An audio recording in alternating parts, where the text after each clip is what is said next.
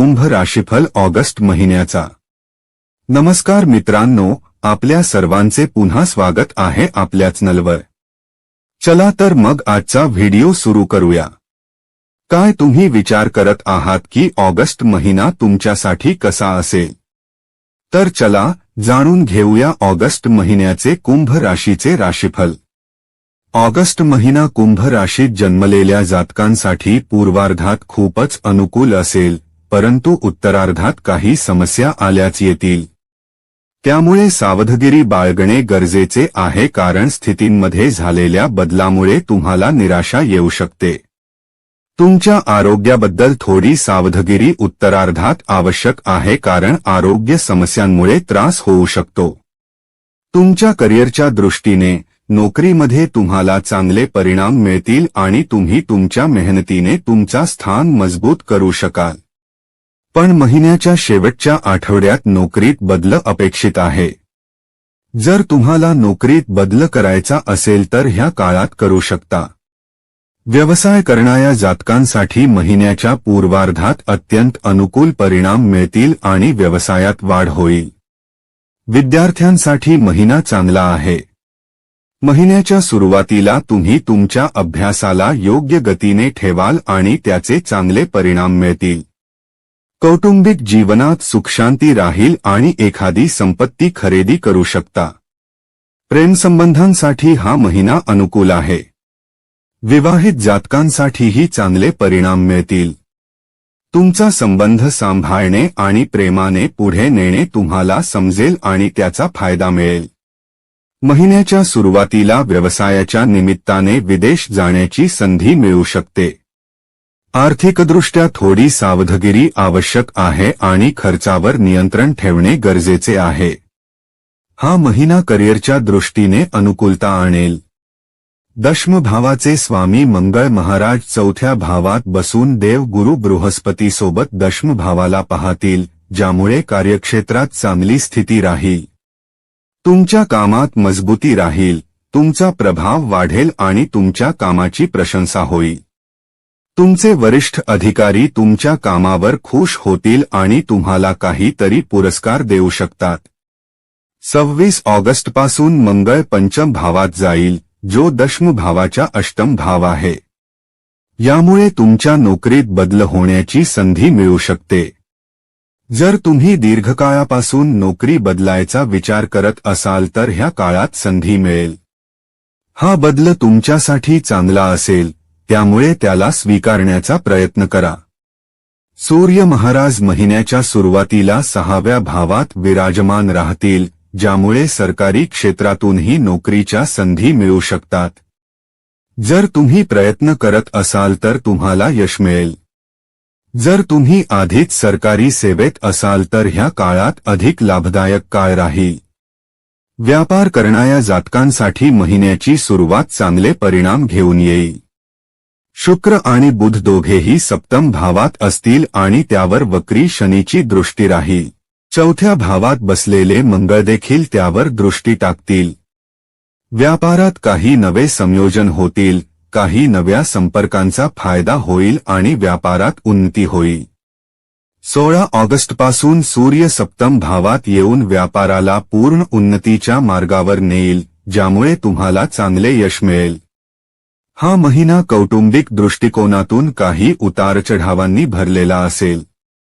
दुसऱ्या भावाचे स्वामी देव गुरु बृहस्पती महाराज चौथ्या भावात मंगळ महाराजासोबत बसतील, ज्यामुळे कुटुंबात वृद्धांचा सन्मान होईल, त्यांच्या मतांना महत्त्व मिळेल। कुटुंबात आपसी प्रेम आणि जबाबदारीची भावना वाढेल, सहन क्षमता वाढेल, ज्यामुळे कुटुंबातील लोक एकमेकांचे हित साधतील। ह्या काळात कोणतीही कौटुंबिक संपत्ती खरेदी करण्यात यश मिळू शकते, ज्यामुळे कुटुंबाची उत्पन्नही वाढेल आणि कुटुंबातील सदस्यांच्या मध्ये अधिक आनंद राहील। दुसऱ्या भावात राहू उपस्थित असल्यामुळे कुटुंबातील लोक कोणत्या ना कोणत्या गोष्टीवर विवाद उभारू शकतात, त्यामुळे थोडी सावधगिरी बाळगणे आवश्यक आहे। कोणालाही प्रत्येक गोष्ट सांगणे टाळा। चौथ्या भावाचे स्वामी शुक्र महाराज सप्तम भावात असतील, ज्यामुळे तुमच्या जोडीदाराची भूमिकाही कौटुंबिक जीवनात खूप महत्त्वपूर्ण राहील आणि ते आनंदी राहतील, ज्यामुळे कुटुंबाचे वातावरणही सकारात्मक राहील आणि कुटुंबात आनंद राहील. मंगळाच्या 26 ऑगस्टला पंचम भावात जाण्यामुळे कौटुंबिक जीवनात आणखी आनंदाची साखळी वाढेल. तुम्हाला तुमच्या संततीबद्दल काही समस्यांची चिंता राहील. भाऊ बहिणींसोबत तुमचे संबंध समाधानकारक राहतील. ते तुमच्या सुखाचे कारण बनतील, तुमची मदत करतील आणि तुमच्या कार्यात यश मिळवून देतील. त्यामुळे तुम्ही अधिक आत्मविश्वासाने भरलेले राहाल, जे तुमच्या कार्यात यश मिळवून देईल. तुमची आर्थिक स्थिती पाहता हा महिना आर्थिक दृष्टिकोनातून मध्य परिणाम घेऊन येणारा आहे. दुसऱ्या भावात राहू उपस्थित असल्यामुळे धन संचय करण्यात काही समस्या होऊ शकतात. तुम्हाला धनाची चिंता राहील. सूर्यदेवाच्या 6व्या भावात असण्यामुळे द्वादश भावावर सूर्याची दृष्टी राहील, ज्यामुळे काही खर्च होत राहतील. पण मंगळ महाराज 4थ्या भावात बसून एकादश भावाला पाहतील, ज्यामुळे तुमच्या उत्पन्नात चांगली वाढ होईल आणि तुम्हाला आनंद मिळेल की तुमची उत्पन्न तुमच्या खर्चांपेक्षा जास्त होईल. तुमच्या दैनिक उत्पन्नात वाढ होण्याची शक्यता आहे. पण महिन्याचा उत्तरार्ध, विशेषतः अंतिम आठवडा आव्हानात्मक राहील. या काळात बेतहाशा खर्चात वाढ होईल, ज्यामुळे तुमची आर्थिक स्थिती हलू शकते.